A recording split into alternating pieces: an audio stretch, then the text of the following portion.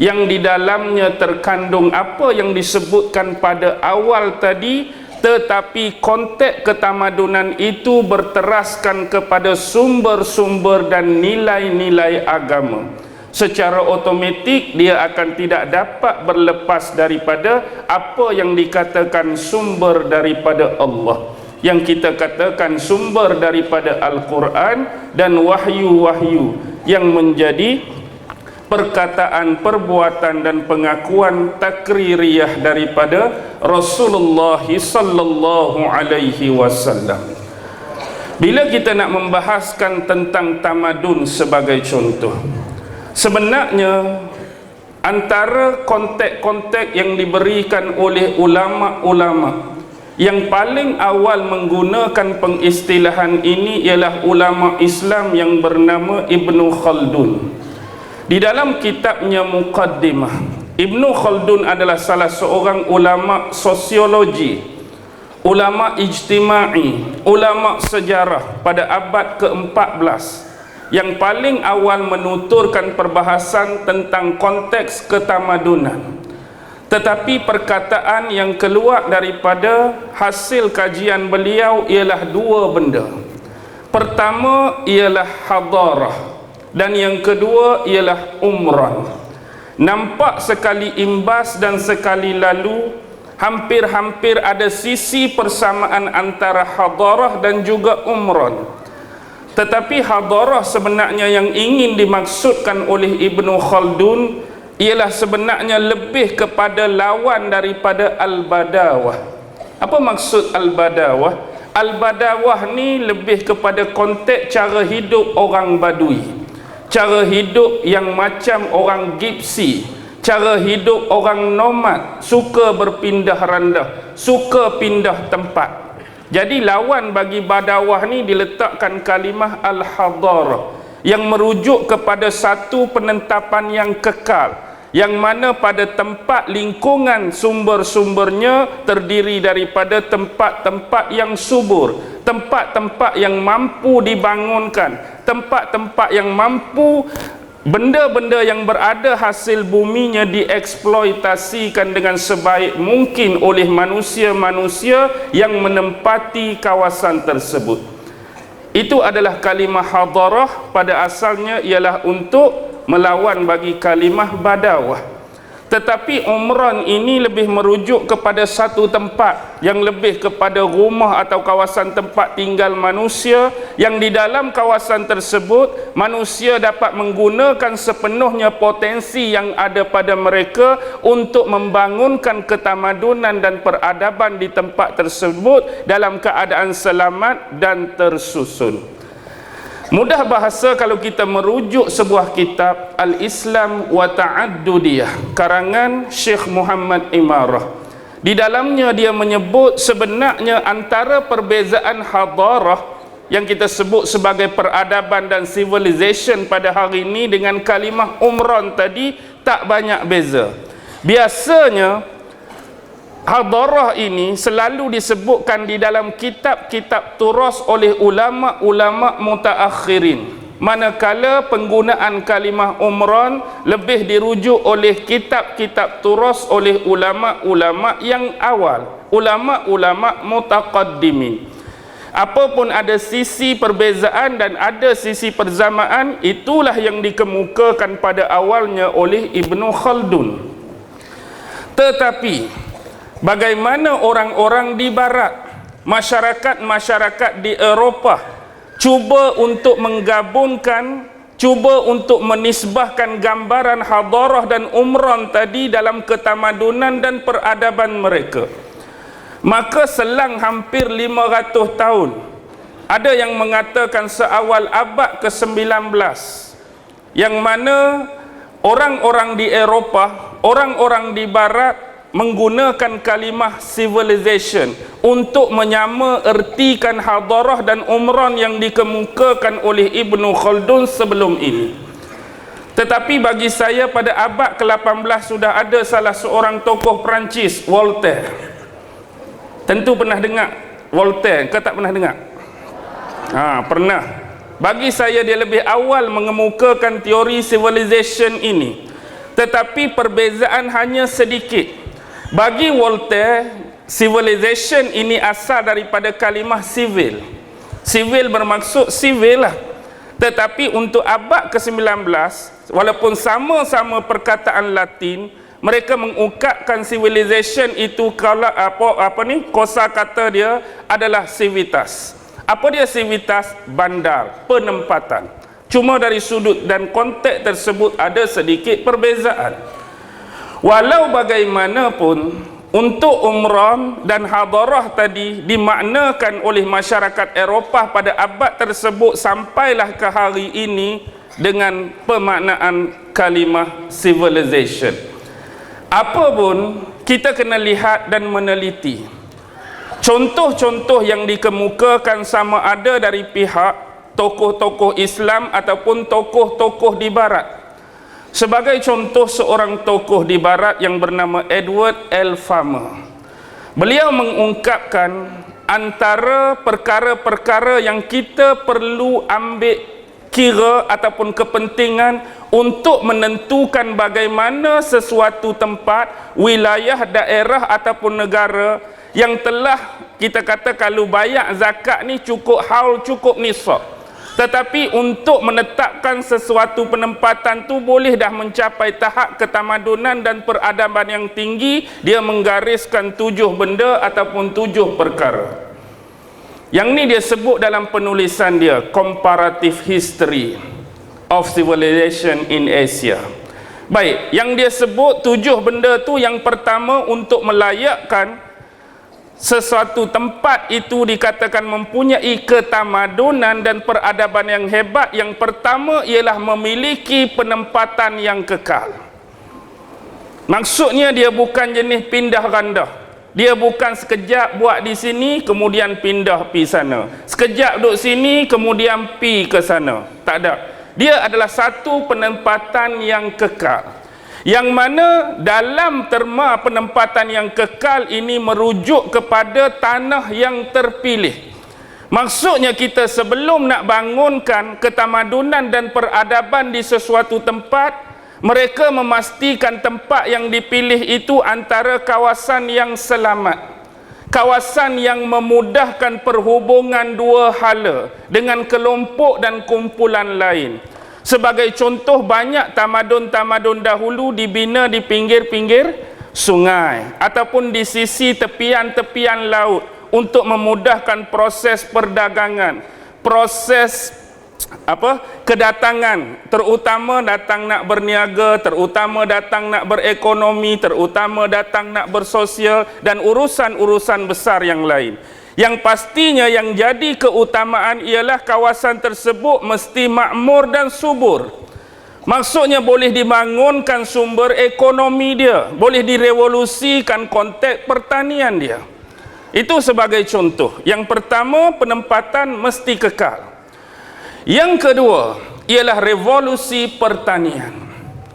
Untuk mengekalkan sesebuah ketamadunan dan untuk mengekalkan sesebuah peradaban, kita memerlukan satu konteks kemantapan dari satu sisi, iaitu dari sudut sumber muka bumi dia, tanah. Kebiasaan tanah digunakan untuk pertanian, tanah digunakan untuk bercucuk tanam. Dari sudut zahir, apa yang berada atas dia, kita boleh tanam macam-macam. Dan sebelum ini, bila kita memilih tanah yang subur, tanah yang baik, maka dia dapat dijadikan sebagai asas sumber ekonomi, sumber makanan, sumber minuman, bukan sahaja bagi orang yang dak berduduk dan menetap di sesuatu kawasan, tetapi memudahkan bagi konteks yang kedua. Kebiasaan bila ada manusia, ada juga haiwan, ada juga binatang. Sama ada haiwan-haiwan liar yang memang sejak lama menempati kawasan tersebut, lebih-lebih lagi haiwan yang dibela, haiwan yang dipelihara, haiwan yang digembala juga memudahkan untuk mendapatkan sumber-sumber makanan dalam konteks tersebut. Jadi bukan manusia kita saja hendak senang makan, bukan kita saja senang manusia hendak minum, haiwan juga senang nak cari makan, haiwan juga senang nak cari minum. Dan dia juga biasanya dicari kawasan yang tidak terdedah dengan kawasan-kawasan yang mempunyai kemarau yang tinggi. Maksudnya kawasan ni kawasan biasa, kawasan yang lembap, kawasan yang subur. Tu sebagai contoh. Yang ketiga, dia kena ada stratifikasi sosial. Apakah yang dimaksudkan dengan stratifikasi sosial? Dia ada kelas-kelas. Maksudnya seseorang pemerintah mengelaskan status orang yang hidup, orang yang tinggal, orang yang menghuni kawasan ketamadunan dan peradaban tersebut dengan kelas-kelas tertentu. Kelas-kelas di sini mungkin ada perbezaan dari sudut satu tamadun dengan tamadun yang lain. Ada yang mengelaskan ketamadunan itu dari sudut kasta. Sebagai contoh, zaman di India dulu, ada kasta Brahmin, ada kasta Ksatria, ada kasta Parya dan kasta-kasta yang lain. Tetapi itu adalah kasta yang berbeza dengan disebutkan dalam konteks sosial tadi. Dari sudut kasta kemanusiaan tidak dititik beratkan dalam konteks stratifikasi ini, tetapi yang dimaksudkan ialah nak menggunakan sepenuhnya kemampuan yang ada pada manusia untuk mengolah kemahiran, kehebatan, keilmuan yang ada pada diri setiap orang. Contoh, orang ni diberi kelebihan dari sudut tertentu, maka status yang kita nak letak gerak kerja dia dalam masyarakat, ini kerja dia. Kalau orang ni diberi kelebihan tertentu, tengok kepada gaya dia, kemahiran macam ni, kita letak ni status dia dalam masyarakat. Sama macam kita hari ni, kita nak letak seseorang di satu-satu kementerian, kita nak letak seseorang di satu-satu jabatan mengikut apa? Mengikut keahlian yang ada pada dia, otoriti yang ada pada dia, ilmu yang ada pada dia, kemahiran yang ada pada dia, yang melayakkan dia duduk tempat-tempat yang dia duduki dan jawati sekarang. Ini berlaku sampai hari ini pun. Jadi kita letakkan mengikut kriteria orang yang mempunyai kemampuan untuk menduduki status dan jawatan tersebut, bukan dari sudut kasta seperti yang dibicarakan di India tadi. Okey, yang ketiga itulah dia stratifikasi sosial. Yang keempat, mesti ada unsur kehidupan beragama. Dalam banyak-banyak ketamadunan, ada ketamadunan yang diasaskan sumber-sumber dia daripada konteks keagamaan. Lebih-lebih lagi merujuk kepada tamadun yang kita nak bincang malam ni, iaitu merujuk kepada tamadun Islam. Memang sumber-sumber dia berasaskan kepada keagamaan. Tetapi kita kena tahu, antara sumber-sumber yang boleh terhasil sesebuah tamadun adanya di luar konteks keagamaan. Contohnya, sumber mereka terhasil dalam konteks kerohanian. Mereka ada juga bentuk-bentuk keagamaan, kepercayaan dan ritual tertentu, sama seperti tamadun di Mesir dulu. Mereka ada kepercayaan kerohanian, mereka ada ritual, mereka ada pujaan tertentu, terutama kepercayaan terhadap dewa-dewa yang kita panggil sebagai pantheon. Ini istilah sejarah. Begitu juga tamadun Indus, lagilah banyak. Orang-orang India, dia punya dewa lagi ramai. Dia punya kefahaman tentang dewa-dewa lagi tinggi. Ini antara tamadun-tamadun yang terbentuk dan terhasil dalam konteks spiritual kerohanian. Ada juga kadang-kadang sumber mereka daripada ilmu pengetahuan dan intelektual, terutama yang melibatkan tamadun apa? Tamadun Yunani. Banyaknya tokoh-tokoh besar mereka yang kita anggap sebagai ahli falsafah. Adanya nama-nama besar seperti Socrates, nama seperti Plato, nama seperti Aristotle, nama seperti Pythagoras dan sebagainya. Inilah contoh-contoh yang terhasil daripada apa? Kecerdikan, kecerdasan akal, intelek. Ada juga lebih jauh terhasil kerana kebendaan. Mereka gah kerana berjaya mendirikan bangunan-bangunan tinggi, bangunan-bangunan besar, bangunan-bangunan hebat. Contoh tamadun Rom. Tamadun Rom hak tinggal pada kita hari ini yang mereka bina 70 sebelum Masihi, bangunan Colosseum. Apa lagi yang mereka bina? Pantheon. Pantheon ni merujuk kepada tempat-tempat pemujaan, ritual kepada dewa. Ada lagi Maximus Circus. Tahu tak Maximus Circus? Apa dia? Maximus Circus dulu zaman tamadun Rom dulu, kalau di Byzantium Timur mereka ada satu tempat yang macam kita lumba lari sekarang, tapi di mereka dulu tak berlawan lumba lari, mereka berlawan naik kuda, naik chariot. Letak kuda di depan, duk chariot, berlumba naik kuda tu. Dia panggil Maximus Circus tu. Kenapa Maximus? Kerana antara kuda yang paling hebat pada masa tu nama dia Maximus. Sebab tu kalau kita tengok dalam cerita Rapunzel, Tangle tu, kuda tu nama apa? Tak payah tanya. M tu Maximus, maksudnya kuda tu hebat. Okey, tu contoh sumber keagamaan. Yang kelima, dia kena bersifat urban. Urbanisasi, dia ada sistem perbandaran. Maksudnya tamadun yang hebat mesti ada sistem bandar dia, ada lorong-lorong dia, ada sistem irrigation dia. Apa dia irrigation? Sistem-sistem saliran. Maksudnya dia nak masukkan sumber-sumber air tu macam mana? Dia kan ada pertanian, ada tanah-tanah, cakap nak piangkuk dari sungai satu baldi. Dia buatlah sistem irrigation. Maksudnya dia buat laluan-laluan air, sungai ke, dia buat aliran air nak bagi sampai kepada tempat-tempat pertanian. Ni banyak kita merujuk bandar-bandar besar. Mesti ada urbanization macam ni. Tapi jangan merujuk kepada filem urban legend tu dulu. Pernah tengok filem urban legend? Tu kes bunuh punya. Tak ada kena mengenai dengan urban ni. Baik.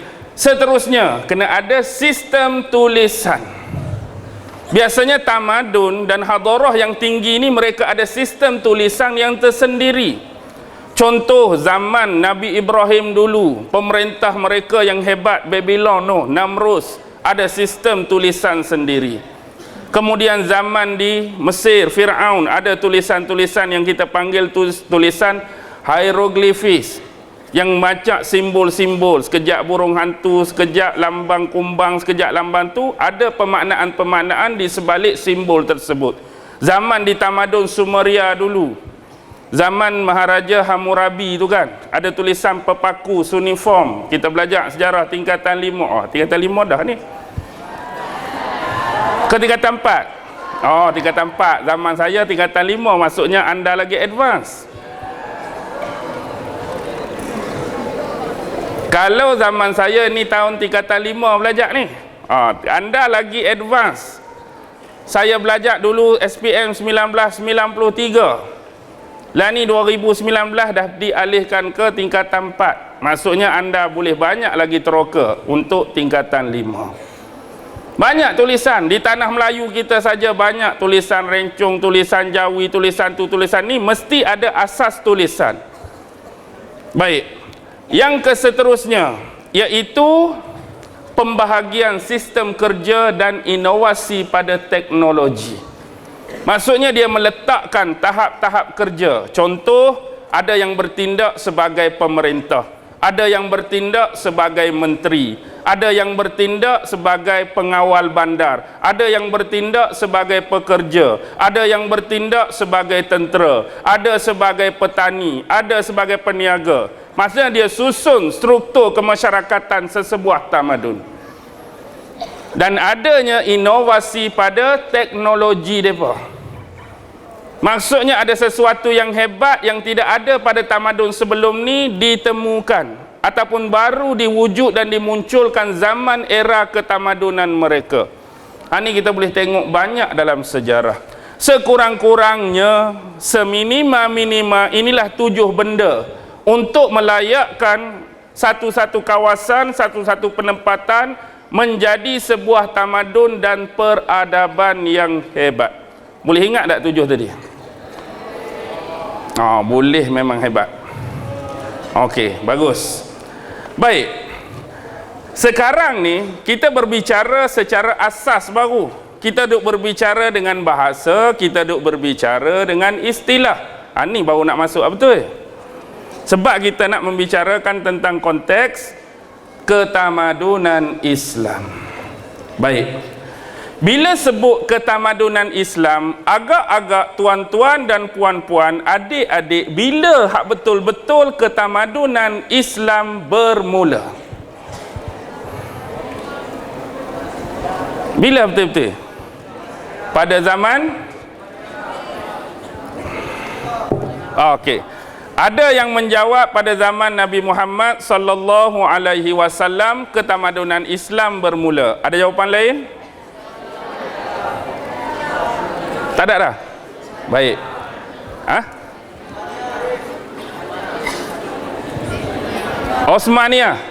Osmaniyah tu dah nak jatuh dah.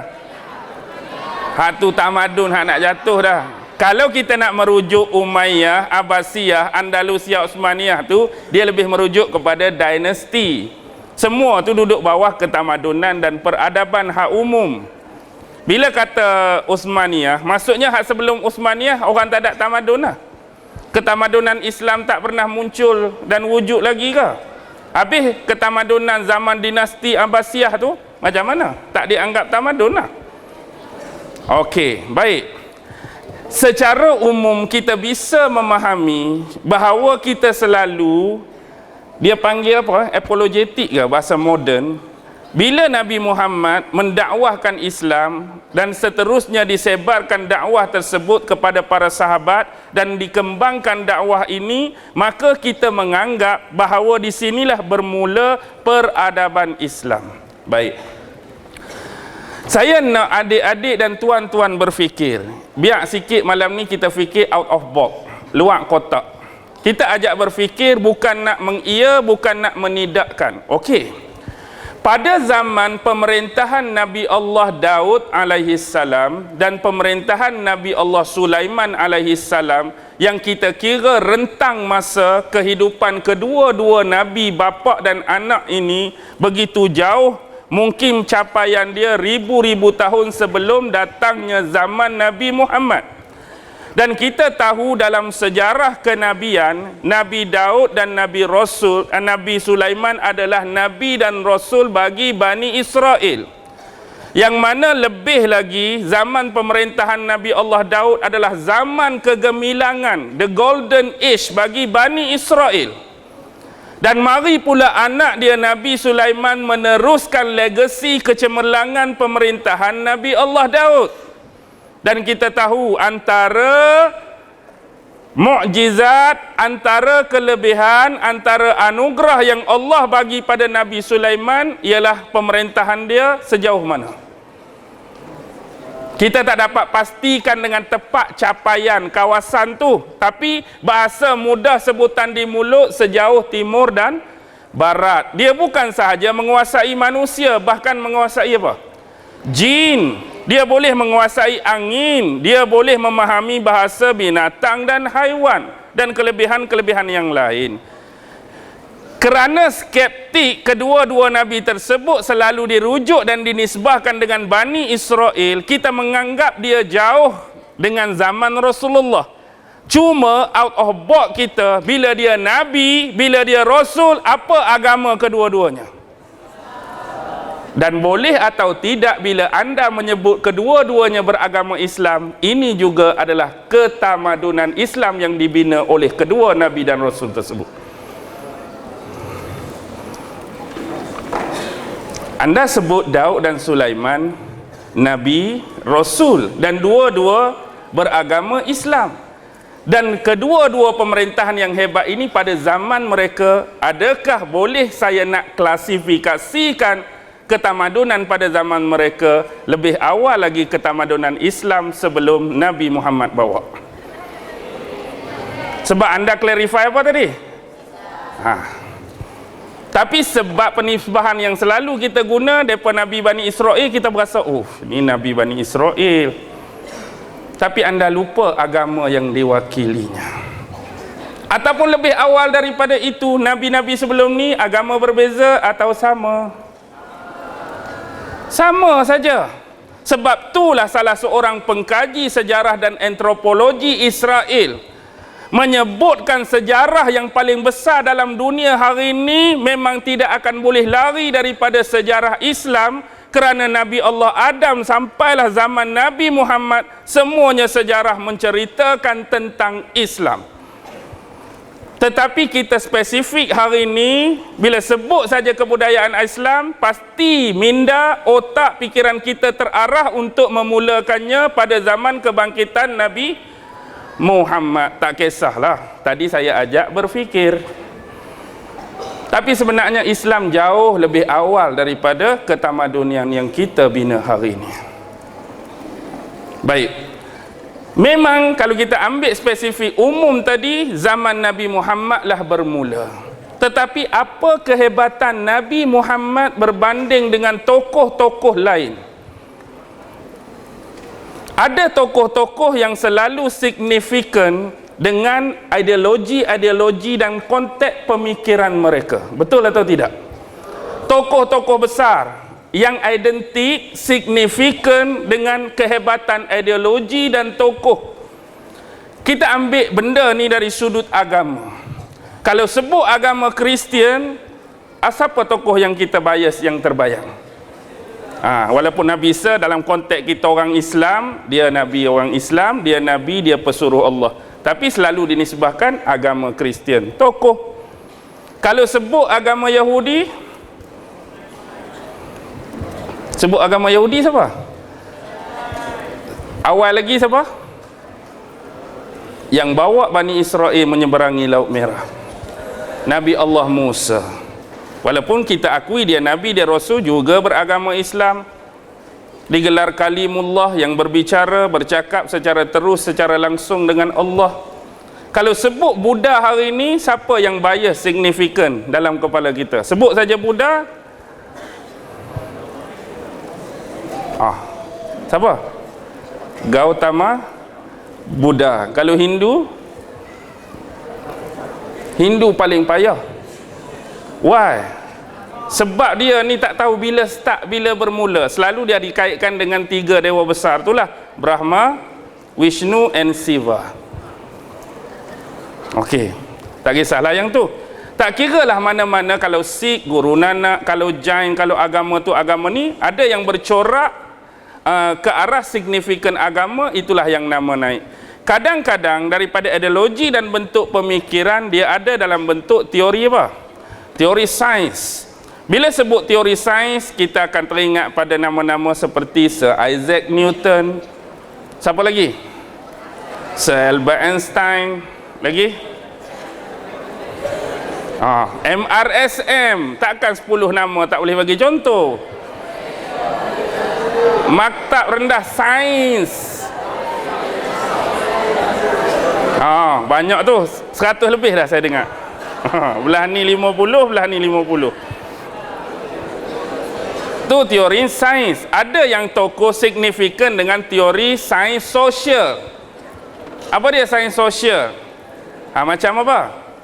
Macam sekular, ada tokoh dia pragmatisme, ada tokoh dia liberal, ada tokoh dia komunis, ada tokoh dia tu sains sosial. Dan ada juga dia mengarah kepada kesenian dan kebudayaan. Ada tokoh-tokoh seni yang hebat, Ludwig van Beethoven. Dan tokoh-tokoh seni yang selalu ada pada simbol Ninja Turtle kan? Ninja Turtle tu 4 ekor tu, dia ada huruf L, ada huruf M, ada huruf R, ada huruf D. L merujuk kepada Leonardo. Kalau M, Michelangelo. Kalau R, Raphael. Kalau D, Donatello. Tu tokoh-tokoh hebat. Walaupun gambaran dia Ninja Turtle. Memang Ninja Turtle pun hebat. Saya puas cari di Terengganu, turtle yang boleh jadi ninja tak ada. Hanya di Amerika saja turtle boleh jadi ninja. Okey, gurau itu. Okey, tu contoh. Tapi konteks yang kedua, ada yang dinisbahkan dan selalu signifikan bukan dengan kecerdasan dia, bukan dengan idea dia, tetapi dengan tahap dia sebagai seorang pemimpin, sebagai seorang jeneral, sebagai seorang ketua negara, sebagai seorang pemimpin dan pemerintah. Tokoh-tokoh macam ni selalu akan naik nama-nama seperti Genghis Khan, lagi Julius Caesar, Alexander the Great, Napoleon Bonaparte. Banyaklah nama-nama hak ni. Okey, habis. Sekarang ni konteks dia, Nabi Muhammad ada dua-dua atau salah satu daripadanya. Nabi Muhammad melengkapi sisi keduanya.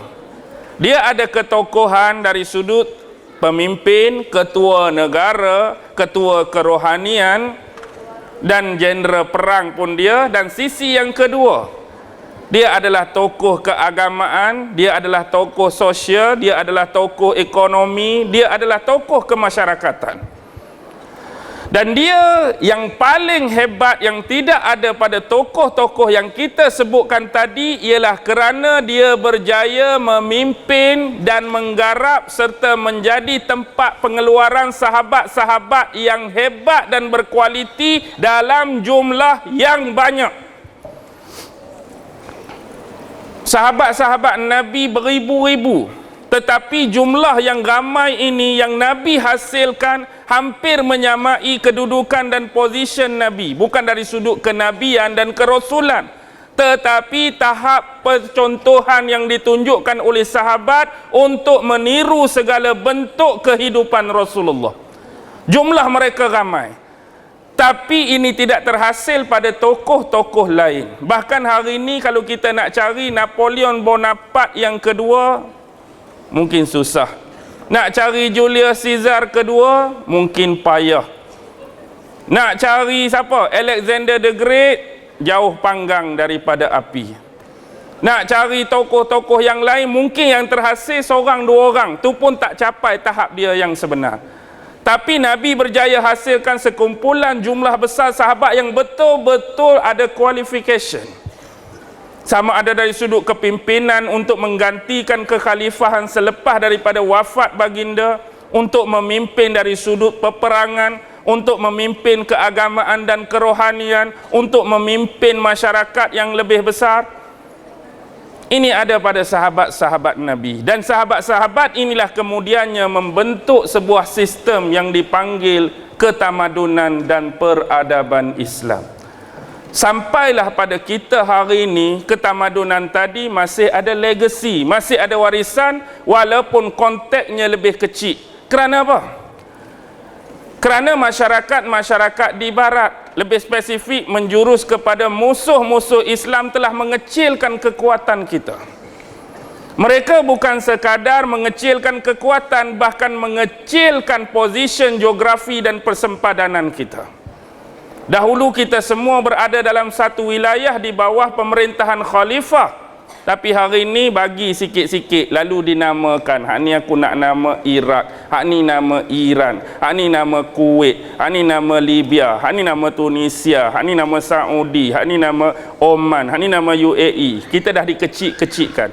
Ya, memang basis dia masih Islam, dan purata position yang ada dalam tu jumlah majoriti orang Islam, tetapi masing-masing ada apa dia? Ada kepentingan masing-masing. Dan kita diberi bendera yang berlainan dah. Bendera hang lagu ni, bendera hang lagu ni, bendera hang lagu ni, bendera hang lagu ni. Lagu kebangsaan hang lagu ni, hak ni lagu ni, hak ni lagu ni, hak ni lagu ni. Jadi kita jadi ta'assub, kita jadi terasing. Apa jadi pun tu hal negara dia, bukan negara kami. Tu hal urusan dia, bukan urusan kami. Kita dah tak menjadikan mereka itu saudara, mereka itu sekali dengan kita.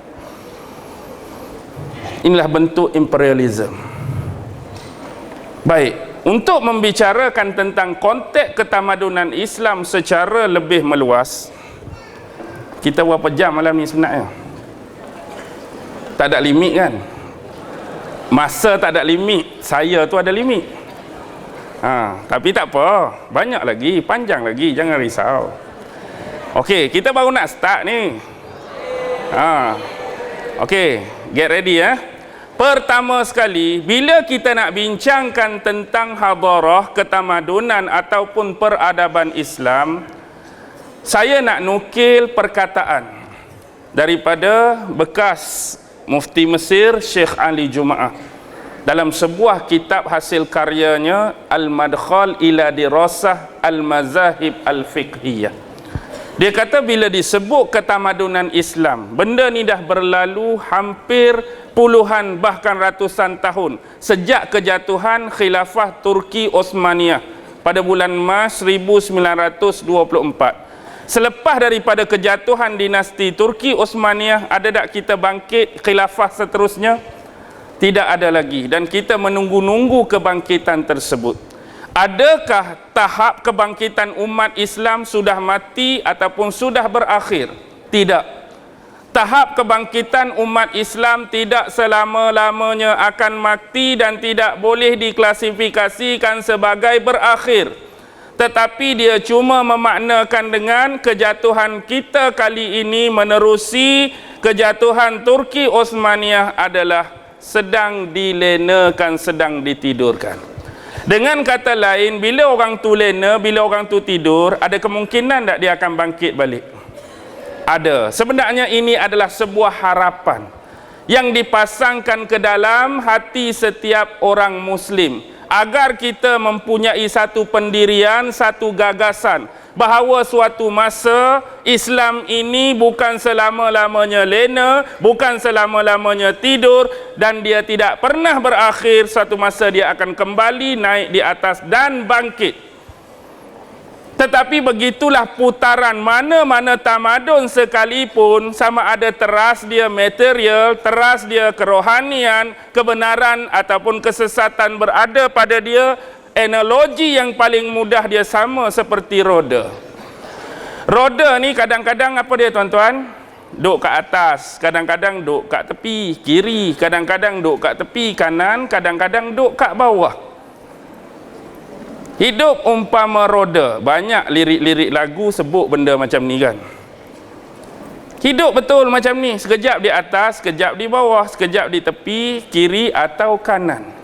Dia berpusing mengikut nasib kadar ketentuan yang telah ditentukan atas diri manusia. Baik, bila sebut secara umum tentang hadarah, gambaran paling mudah macam ni. Kita ambil sisi paling basis, paling besar pada hadarah. Nombor 1, agama. Nombor 2, politik. Nombor 3, ekonomi. Nombor 4, sosial. Mana-mana tamadun dalam dunia ni, sama ada teras dia materialistik, teras dia tidak bertuhan ataupun beragama seperti ketamadunan Islam, dia tidak akan boleh luput daripada 4 benda ni. Ada konteks keagamaan, kerohanian, spiritual, ada konteks politik dia, ada konteks ekonomi dia, ada konteks sosial dia. Bayangan dia macam ni, untuk cari sesebuah tamadun yang 4 ni up semua, sukar. Maksudnya dalam sebuah tamadun, dia dalam masa yang sama keagamaan spiritual dia hebat, ekonomi dia melonjak naik, kemasyarakatan dia paling beretika, paling beradab, dan juga dari sudut politik dia tersusun kemah adil. Kita nak cari 4 ni seketoi duduk dalam satu tamadun memang payah. Kita ambil contoh ketamadunan Rom. Dari sudut keagamaan fail. Dari sudut ritual dan kepercayaan fail. Tapi dari sudut politik, dia ada kehebatan dia. Dari sudut ekonomi, dia ada kehebatan dia. Dari sudut sosial, adab, fail. Terutama zaman Caligula kan. Awak senyap. Macam pernah tengok Caligula ni. Zaman Caligula memang teruk perangai. Lebih kurang macam zaman siapa? Zaman apa? Zaman tak ada adab, zaman kemerosotan. Baik, pernah tak naik kereta? Lagi soalan bodoh Ustaz tanya kami. Pernah naik kereta? Semua pernah naik kereta. Cuma saya nak analogikan bentuk tadi. Kita naik kereta, pergi stesen minyak, bodi kereta tu, sebiji bodi kereta adalah tamadun. Tetapi 4 sisi tadi ialah tayar-tayar kereta yang 4 biji. Penanda aras dia, hak belah atas ke, belah bawah, belah tepi, ialah tempat lubang hak nak bubuh angin. Tu penanda aras. Maksudnya, Kalau lubang bubuh angin tu kebetulan duk kat atas, tu zaman menaik. Tapi bila kita nak pi pam angin, memang benda tak mustahil. Tapi amat mustahil keempat-empat pam tu kebetulan duk atas belakang masa kita nak isi. Pernah jumpa tak? Baru nak pam tayar depan hak kanan, oi duk belah atas elok-elok lah, tak payah nak tunduk kuat sikit. Pi belah sana pun, Allah cantik duk belah atas juga. Pi belah belakang pun, oh kok atas juga. Pi belah kok ni pun kok atas juga. Benda tu tak mustahil, boleh berlaku tapi payah. Biasanya kalau tayar mula-mula kok atas, pi tayar belah sana, duk mana tempat lubang angin? Kadang-kadang duk bawah ni. Pi hak belah sana, kadang-kadang duk bawah rapat lagi. Begitulah unsur analogi mudah. Kadang-kadang satu tamadun hebat dia, mungkin hak belah kanan tu, ni sisi hebat dia. Tapi hak ni sederhana. Tapi hak ni menjunam teruk. Kita nak cari hak komplit payah. Begitu juga dengan ketamadunan Islam. Sebab tu bila kita bercakap dari sudut teori, dari sudut sistem, memang Islamlah yang terbaik. Tapi kita perlu fikir tahap kemampuan manusia atas pelaksanaan arahan dan teoretikal yang ada pada Islam itu. Contoh kita kata dalam sistem dinasti Islam pun, kita mengagumi kehebatan tamadun-tamadun yang terhasil dalam dinasti Umayyah hebat, dinasti Abbasiyah hebat, dinasti Andalusia hebat, dinasti Osmaniyah hebat.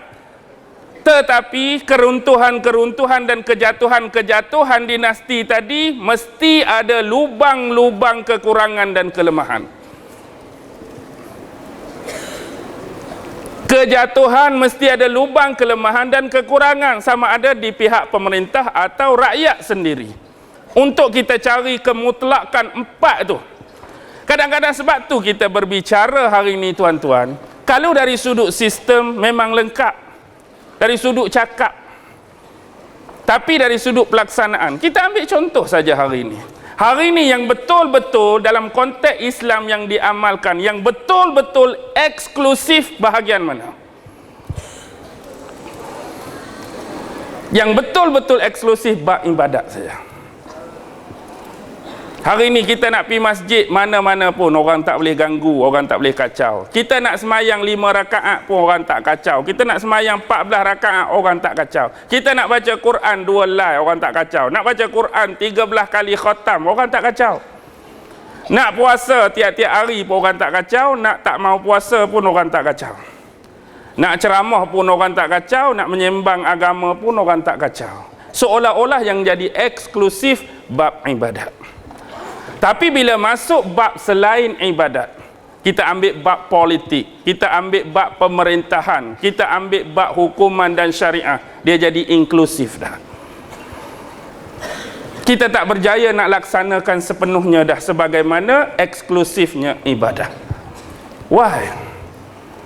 Dari sudut teori, oh cantik, cantik, cantik, cantik. Belum tentu kita mampu melaksanakan dalam konteks pelaksanaannya. Mesti saja ada halangan, mesti saja ada kekangan, mesti saja ada bantahan, mesti ada yang tak suka. Dan tak siapa jadi, bidang-bidang lain dia jadi inklusif. Ada benda yang kita boleh buat, ada benda macam nak buat, orang marah. Benda nak buat, orang kutuk. Benda nak buat, orang tak suka. Hal-hal inilah yang menyekat perkembangan agama kita. Sebab memang ya, dari sudut dasar teori berbeza dengan konteks pelaksanaan. Dari sudut sistem semua bagus. Macamlah contoh paling mudah kita sebut malam ni. Harap murid-murid dan adik-adik sekalian mempunyai sifat yang penyabar. Sebut mudah kan? Tapi bila orang duk cucuk-cucuk ustaz sikit, nak penampak kita sendiri tak tahan sabar. Nak maksudnya sebut tu mudah. Teori tu bagus, akhlak tu cantik, tapi bila kena pelaksanaan tu belum tentu berjaya walaupun atas diri kita sendiri. Baik.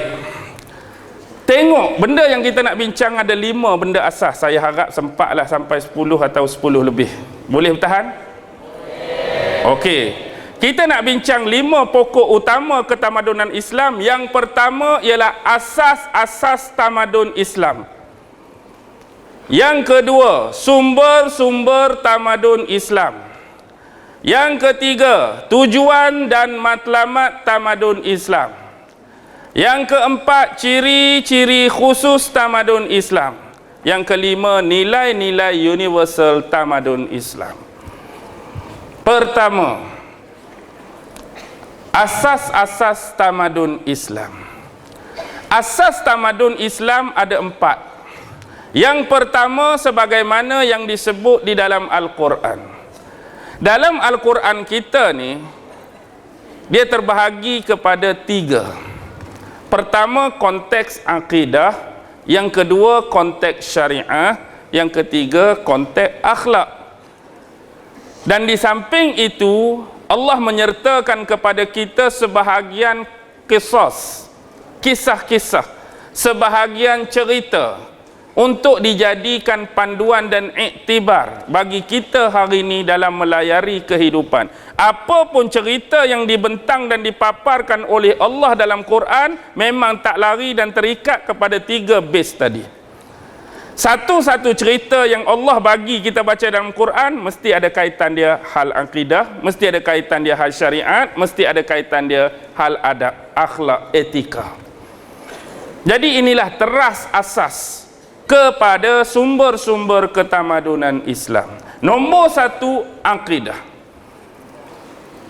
Bila sebut tentang akidah, dia banyak mewakili apa yang disebut sebagai rukun iman ke rukun Islam? Rukun iman ada berapa? Rukun iman ada 6. Yang pertama, beriman kepada. Yang kedua, beriman kepada. Yang ketiga, beriman kepada kitab. Yang keempat, beriman kepada. Yang kelima, beriman kepada. Yang keenam, beriman kepada. Okey, baik. Ini disebut sebagai keimanan, kepercayaan. Dan dia bermain dengan sentimen rasa. Benda iman ni benda tak boleh nak gambar. Benda iman benda tak boleh nak rupa. Benda iman benda tak boleh nak sentuh. Benda iman benda tak boleh nak raba dan dipertontonkan. Itulah kenapa disebut dengan keimanan. Sesuatu benda yang kita tak boleh nak hubung kaitkan dengan communication kita dengan deria-deria anggota, tetapi kita percaya dan beriman benda tu ada dan wujud. Contoh, beriman kepada Allah. Semua anggota kita ni terperangkap dengan kelemahan dan kekurangan untuk interaksi dia. Maksudnya mata kita hari ni boleh tengok Allah tak? Telinga kita boleh dengar perkataan Allah tak? Boleh sentuh, boleh raba, boleh timbang, boleh dukung? Tak boleh. Tapi bila ditanya, tuan-tuan percaya tak Allah itu ada? Tuan-tuan percaya tak Allah itu wujud? Dah tak pernah tengok, macam mana tahap kepercayaan tu? Tak pernah tengok, tak pernah rasa, tak pernah jumpa, tak pernah apa-apa, tiba-tiba percaya. Itulah iman. Hak benda kita pernah tengok, kita percaya, tu bukan iman. Sebab semua orang lain boleh bersetuju dengan hal tersebut. Semua orang tengok. Iman ni benda tak pernah tengok, tak pernah rasa, tapi kita percaya. Allah tak pernah tengok, percaya ada. Tapi kalau orang tanya, di mana bukti dia? Tu payah kan? Betul tak? Senang atau susah nak bagi jawapan pembuktian kewujudan Allah? Kalau orang tanya, terutama orang non-Muslim, okey, kalau kamu kata Allah tu ada, Allah tu wujud, di mana bukti kewujudan tersebut? Nak jawab macam mana? Nak jawab macam mana? Jawab dia guna hukum akal lah tak? Guna akal kita. Sebab orang kafir ni guna ayat Quran pun dia pakai tak? Tak pakai. Guna hadis pun tak pakai. Jadi jawapan macam ni kita kena main ilmu man apa? Mantik. Ilmu akal, ilmu ta'akul. Kan ada kan tahap pemikiran kebat budak-budak lah ni hak last sekali, menakul. Kamu ada tak? Ke tak ada? Tahap MRSM lebih pada menakul, mencangkul. Menakul di pemikiran tahap tinggi. Soalan-soalan yang kita boleh tanyakan sebagai contoh lah. Tak? Kita ni ada akal tak? Ada otak tak? Okey, cuba tunjukkan kat ustaz di mana akal kamu. Letak depan. Ambil akal kamu tu letak depan. Mampu atau tidak? Tak mampu. Tapi yang kamu kata kamu ada akal tu, kamu tak pernah tengok pun. Kalau kita tanya balik dekat mereka hak tanya tadi, kamu ada otak tak? Agak-agak dia marah tak? Kamu ada otak tak? Oh, mestilah ada. Ada akal tak? Ada. Letak depan, tunjuk kat aku. Mereka tak boleh nak tunjuk. Kita bagi penampak sebiji. Kita tanya, rasa tak sakit? Rasa. Tunjuk sakit tu. Letak, ambil sakit tu, tunjuk. Ni rupa sakit. Boleh tak dia nak tunjuk? Tak boleh. Dia hanya boleh dirasa. Dia rasa sakit tu, tapi tak boleh nak habaq lagu mana rupa sakit. Kita bagi kentut sebiji. Dia kata, hang kentut ke? Macam mana hang tahu aku kentut? Hang tak pernah tengok pun. Aku ada bau. Bau pun kamu tak boleh nak rupakan. Kentut tak wujud sama sekali. Kentut wujud tak? Nampak tak? Wujud tak nampak. Siapa kadang-kadang kentut ni bukan orang nak mengaku pun. Biasanya kalau dalam ramai-ramai hak mula-mula tanya itulah biasa kentut kan. Mula-mula start bau tu, siapa kentut? Hak tanya tu sebenarnya kentut. Walaupun tak semestinya. Okey, tu bab-bab akidah. Sama macam malaikat, kita tak pernah tengok tapi percaya. Sama macam kitab, tak pernah tengok tapi percaya. Bila orang tanya, kitab tak pernah tengok, hari ni kita tengok Quran. No. Maksudnya apa? Maksud ghaibiyah Quran ni, Quran turun zaman kita ke zaman Nabi Muhammad? Zaman Nabi Muhammad. Bermaksud kita ghaib pada zaman tu. Quran tu bukan turun zaman kita ada sekarang. Tapi kita percaya. Walaupun kita, kalaulah Quran turunlah ni, lagi kita percaya. Tapi nak habaknya turun zaman Nabi Muhammad, kita tak ada masa tu. Zaman sahabat duk tulis, kita tak ada masa tu. Sampai kita hari ni, kita percaya dia pernah turun pada zaman Nabi. Walaupun kita ghaib pada waktu dan zaman tersebut. Nabi-Nabi dan Rasul. Macam mana? Ghaib ke tak ghaib? Ghaib. Nabi Muhammad dulu muncul, kita tak beranak lagi, tak lahir lagi. Dia wafat pun kita tak ada lagi. Tapi percaya dan beriman tak dekat dia? Percaya, beriman. Bahkan kalau orang hina dia, kita marah. Kita tak suka, kita benci. Qada dan qadar tak nampak. Hari kiamat tak berlangsung lagi, lagilah tak nampak. Ni asas-asas akidah. Jangan bercelaru akidah. Yang kedua ialah syariah. Apa dia syariah? Syariah ialah bentuk implementasi daripada kepercayaan dan keyakinan tadi.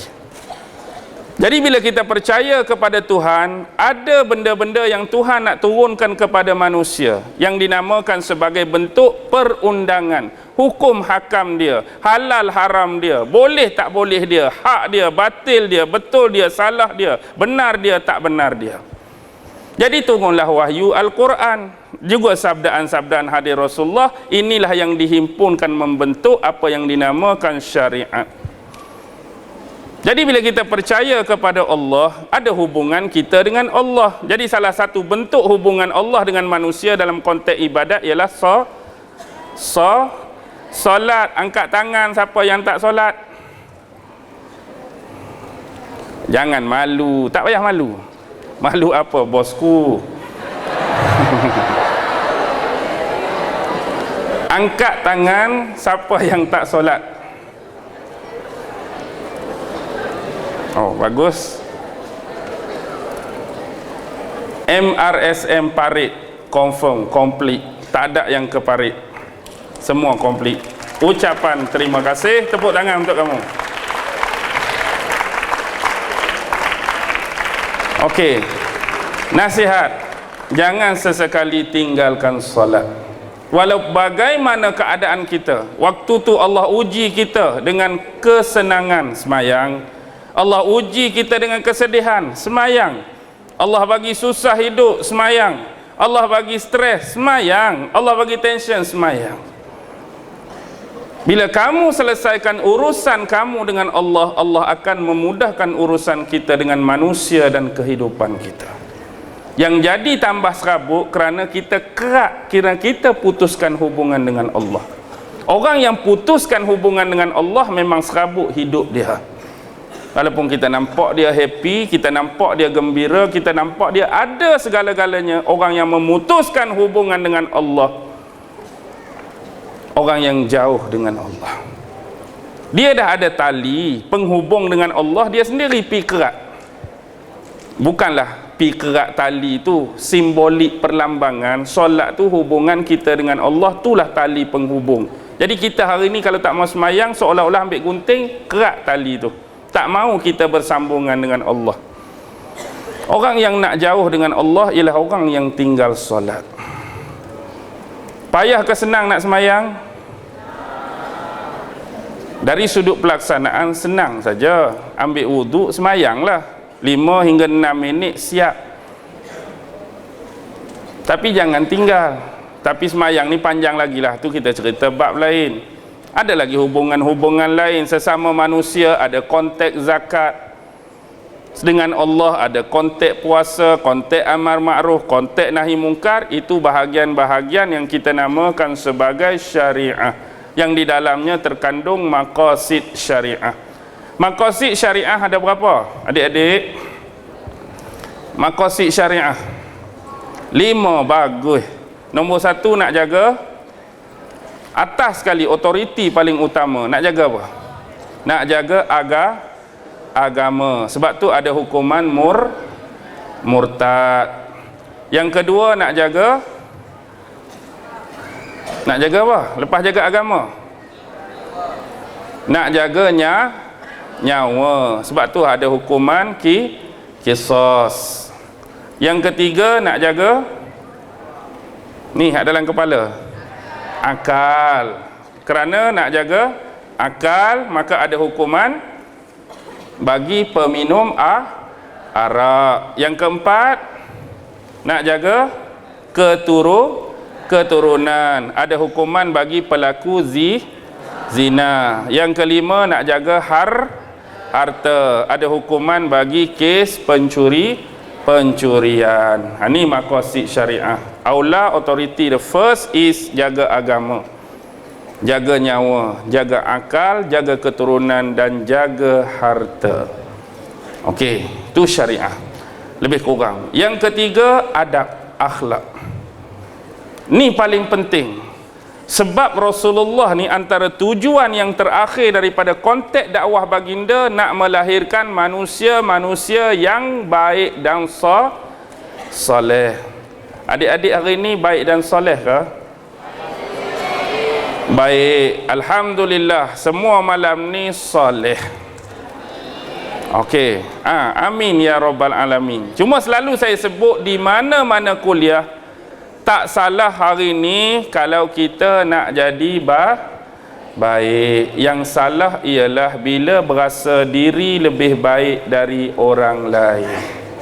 Tak salah hari ni nak jadi soleh. Yang salah bila berasa diri lebih soleh dari orang lain.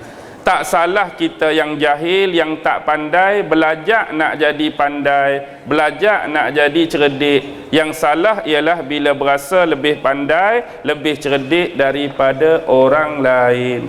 Tak salah belajar nak jadi alim. Yang salah ialah bila berasa diri lebih alim daripada orang lain.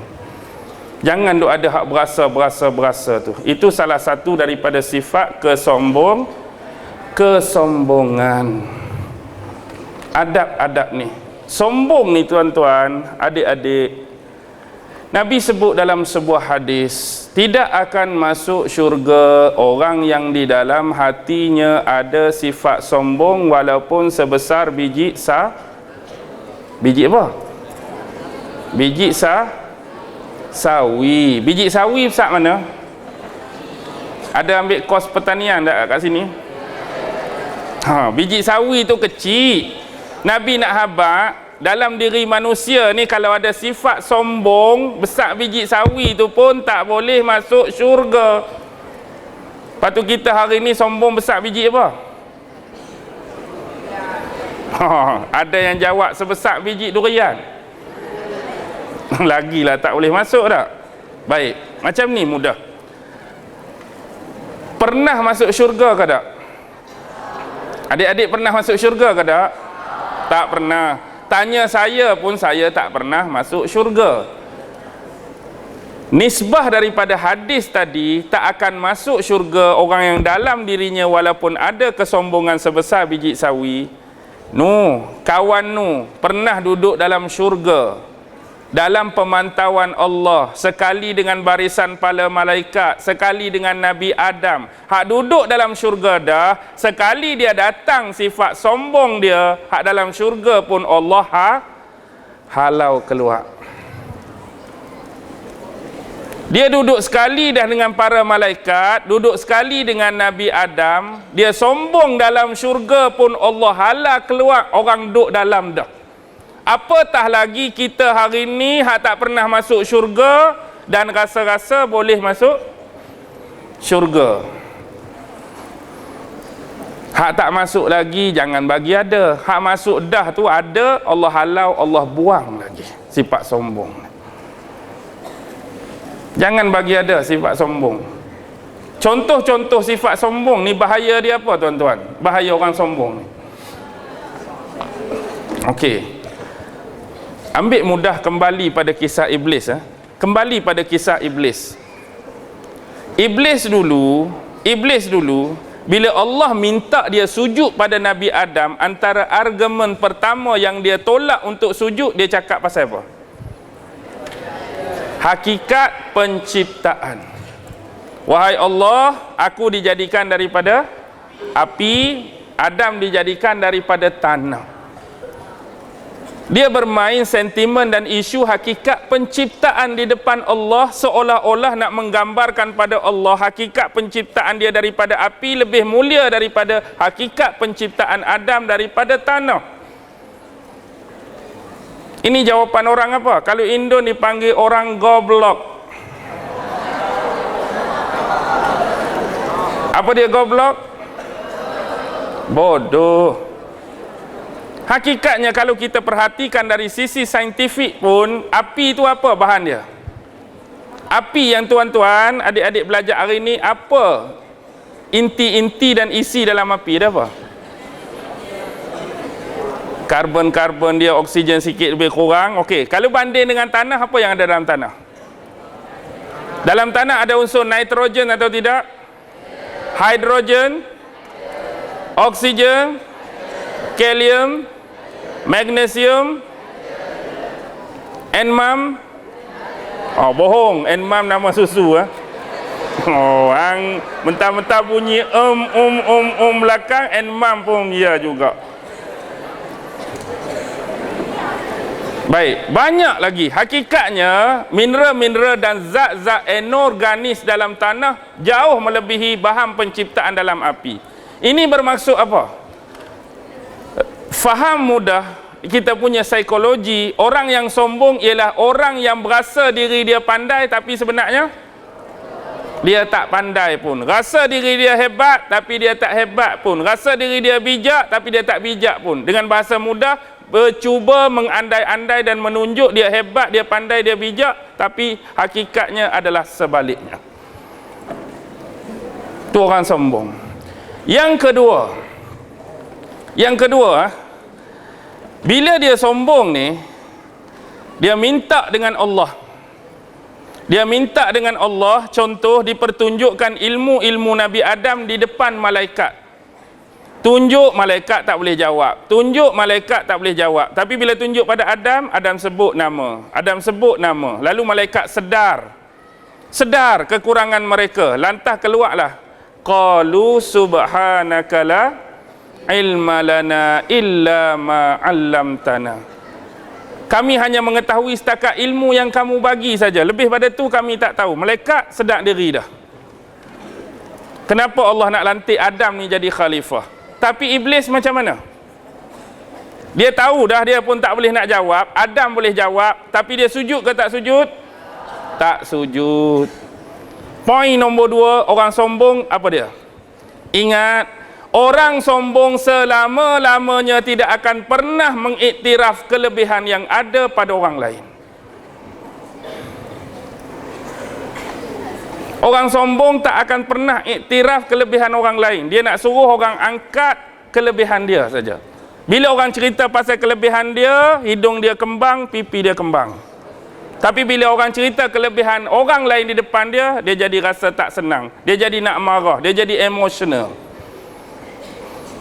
Dia tak akan iktiraf kelebihan orang lain. Tu yang kedua. Yang ketiga, bila dia buat salah, Allah halau dia keluar. Allah laknat dia.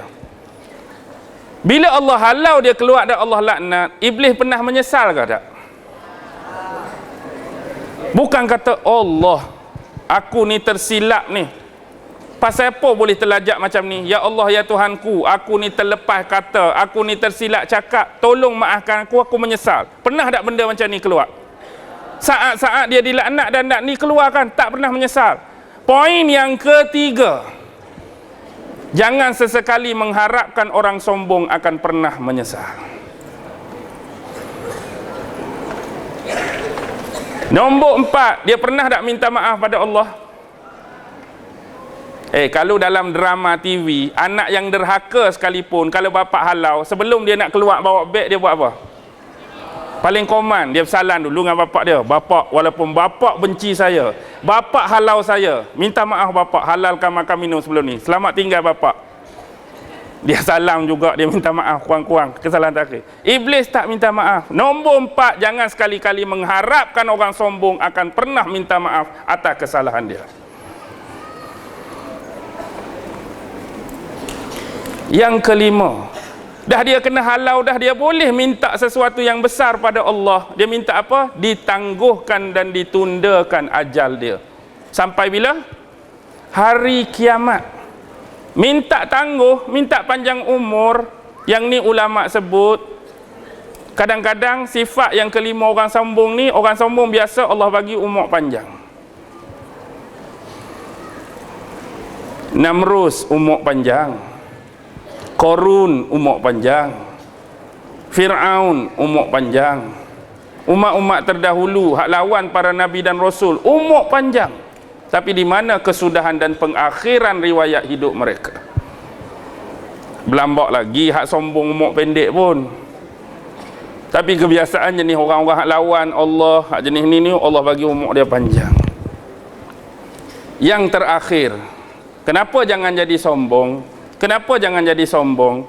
Dia minta pada Allah umur panjang, okey lagi. Kalaulah dia minta kerana kamu melaknat aku, wahai Allah, kamu halau aku daripada syurga, wahai aku minta umur panjang kerana aku tersalah. Dengan umur panjang sampai hari kiamat ni lah aku nak beristighfar, aku nak bertaubat, aku nak minta maaf, aku nak berwirid panjang-panjang atas dosa aku. Hak ni ke dia minta kerana umur panjang? No.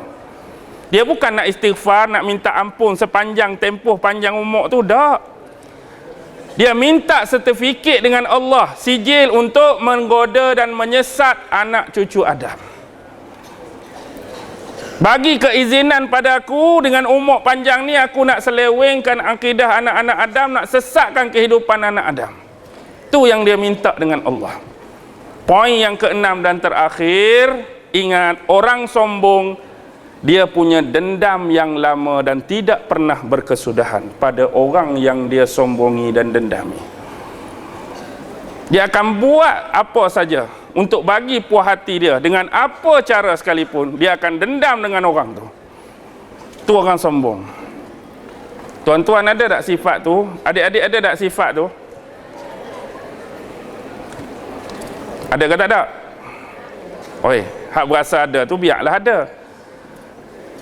Hak ada tak kisah, sebagai manusia memang ada lemah, ada kurang. Tapi apa tindakan kita daripada hak ada tu? Inilah sifat orang beriman, sedaya upaya dalam hidup dia, cuba untuk mengubah hidup dia daripada keburukan kepada sesuatu kehidupan yang lebih baik. Seterusnya ilmu yang keempat. Ilmu penting atau tak penting? Ilmu penting atau tak penting? Penting. Tapi ilmu harus digabungkan dengan kebijaksanaan. Ada setengah lagi sebut ilmu kena compare dengan wisdom, wisdom kena compare dengan strategi.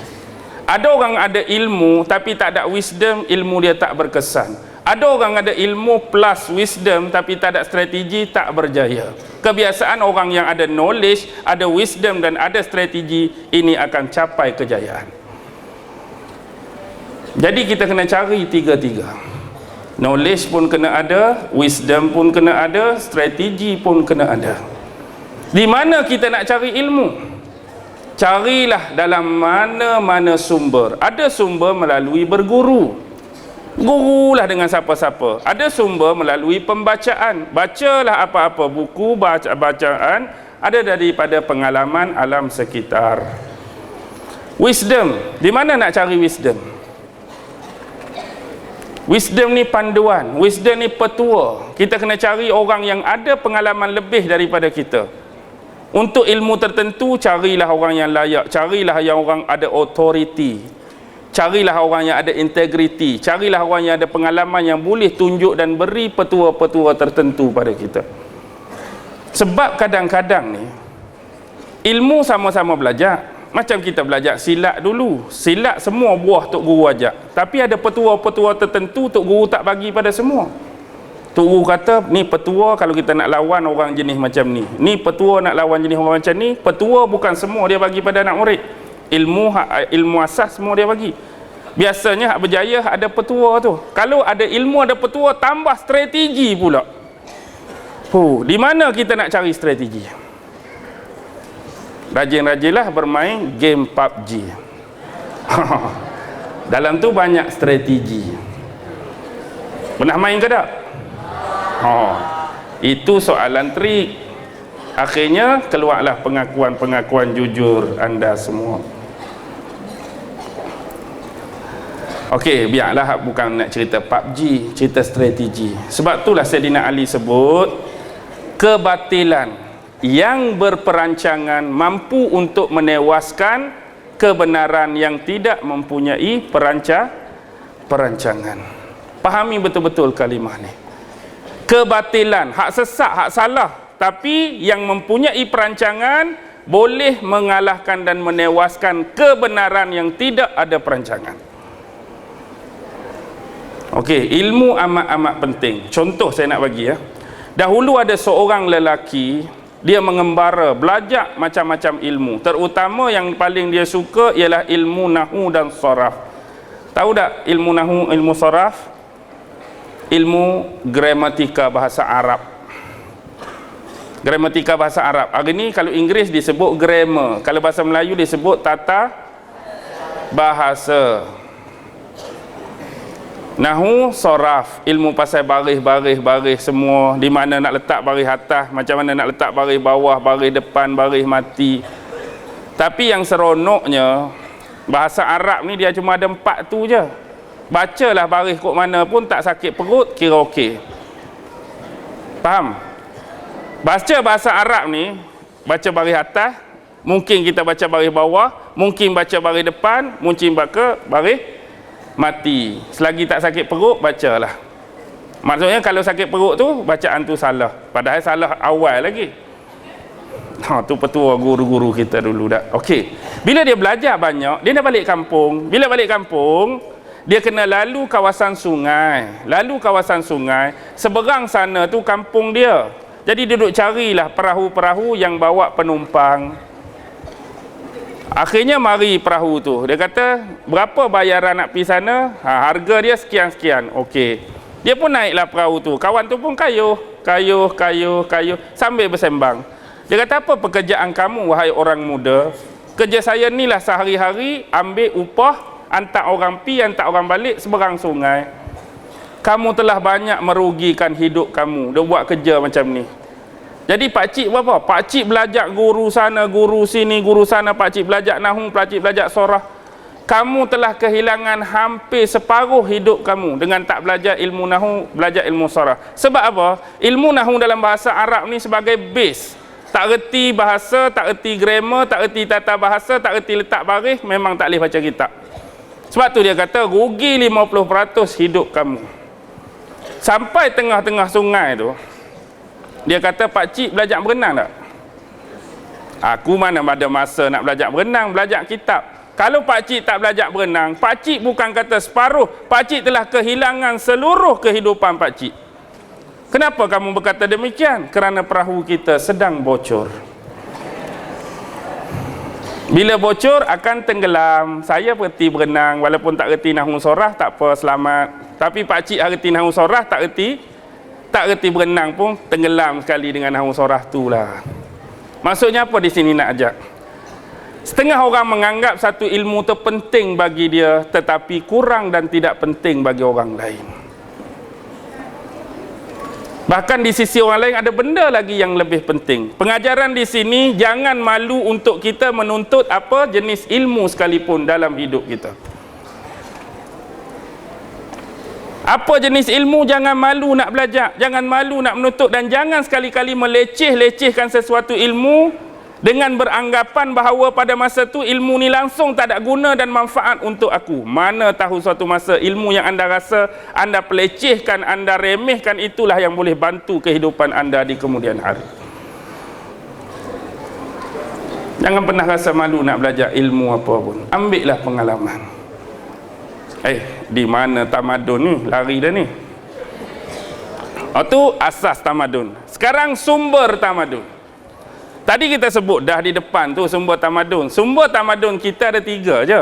Pertama Quran, yang kedua sunnah, yang ketiga ijtihad. Apa dia ijtihad? Quran kita tahulah, tak payah nak hurai. Yang kedua sunnah kita tahu, tak payah nak hurai. Yang ketiga ijtihad. Ijtihad ialah usaha yang dilakukan oleh ilmuwan-ilmuwan, pemikir-pemikir dan cendekiawan Islam, termasuklah yang kita panggil sebagai kreativiti dan inovasi, untuk melengkapkan dan memudahkan unsur teknologi dan sosial manusia, yang mana sebelum ini tidak ada percontohan pada kita kata apa, zaman-zaman sebelumnya. Apa beza kreatif dengan inovatif? Adik-adik, apa dia kreatif? Nak bagi mudah faham lah, ayat mudah-mudah lah. Apa dia kreatif, apa dia inovatif? Kreatif ni tak ada orang buat lagi kan? Kreatif ni orang tak buat lagi. Kita pencetus, kita pemula, kita dianggap seorang yang kreatif. Tapi kalau inovatif, benda tu orang dah buat sebelum ni, cuma kita perbaiki, kita tambah baik daripada hak sebelum ni je. Betul tak? Contoh, zaman dulu tak ada radio, zaman dulu tak ada televisyen. Jadi bila ada orang pertama cipta radio, dia dianggap kreatif ke inovatif? Kreatif. Bila orang pertama cipta televisyen, dia adalah kreatif man. Tapi zaman dulu televisyen punggung dia besar. Budak-budak ni sempat ke zaman televisyen punggung besar ni? Oh, dan lagi. Zaman televisyen ada lesen dan ke tak? Zaman saya dulu televisyen ada lesen. Ni tanya hak tua-tua kat depan ni, zaman televisyen dulu kena ada lesen. Macam motor, macam kereta. Bukan boleh payah beli 14 biji, 13 biji, suka hati aku tu. Saya ingat lagi bapak saya tampal lesen TV. Kena ada lesen. TV dulu ada pintu daripada kayu. Hebat.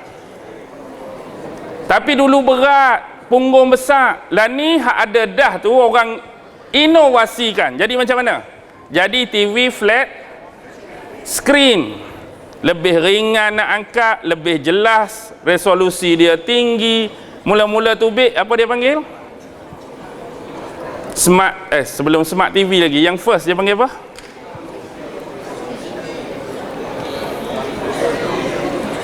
Sebelum HD lagi. Sebelum HD tu dia ada satu istilah. Yang first kira agak jelas lah. Plasma, TV plasma dulu. Lepas plasma baru HD. Lepas HD, banyak sangat ni. Aku pun tak ada ni. Lah ni apa lah ni? Ultra apa? Okey lah. Baik, itu inovasi. Dulu mula-mula keluar mungkin 40 inci. Lah ni paling besar berapa inci?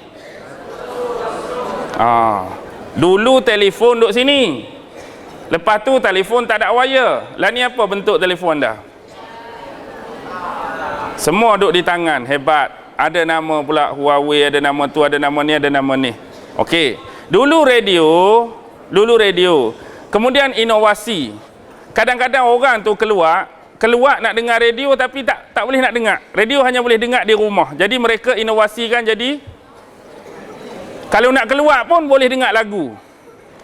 Walkman. Kamu sempat tak zaman Walkman? Tanya pakcik kat depan apa dia Walkman. Walkman ni dia macam boleh bubuh lah tali keset sebiji, lekat kat pinggang, ada dah telinga. Dia boleh bawa berjalan lah. Kemudian habis zaman Walkman, besar lagi Walkman ni. Boleh bubuh CD dulu. Bubuh CD, zaman tali keset, zaman CD, lah ni tak ada dah. Semua MP3. Alah boleh dengar lagu saja. Kami nak lagu sekali dengan audio, sekali dengan visual. Lah sekali jadi MP. Hebat. Macam-macam. Kalau radio tu zaman breakdance ya. Orang kilik hak rumah dia nak dengar kat luar, dia kena pikul atas belakang. Zaman breakdance. Dia tak ada kecil Walkman lagi. Tu hebatnya inovasi. Baik. Dalam agama kita, inovasi ni dipanggil apa? Inovasi ni orang duk panggil bid'ah tu inovasi lah. Baik. Sekarang untuk bagi perbezaan dan pahaman ni kita letak tepi. Habis dah bab ijtihad. Tu asas dan sumber. Yang ketiga matlamat. Apa dia agak-agak matlamat ketamadunan Islam? Nak lahirkan apa? Nombor satu, nak suruh berjalan apa yang dikatakan the way of life. Apa dia way of life? Ad-din tu. Nak bagi ad-din, way of life tu tertegak di atas muka bumi. Tu poin nombor satu, matlamat tamadun Islam. Yang kedua, nak realisasikan apa yang dikatakan rahmatan lil. Kita hari ni ada 3 dah hebat, tapi tak jadi juga hebat. Pertama, Allah Rabbul Alamin. Nabi rahmatan lil. Al-Quran hidayatan lil Tuhan sekalian alam. Nabi rahmat sekalian alam. Quran petunjuk sekalian alam. Kita duk lagu ni juga. Macam mana ni? Allah dah bagi tahu. Kamu tolong aku, maka aku akan tolong kamu. Amat-amat menyedihkan, Tuhan yang sebenar ada dalam pemahaman dan akidah kita.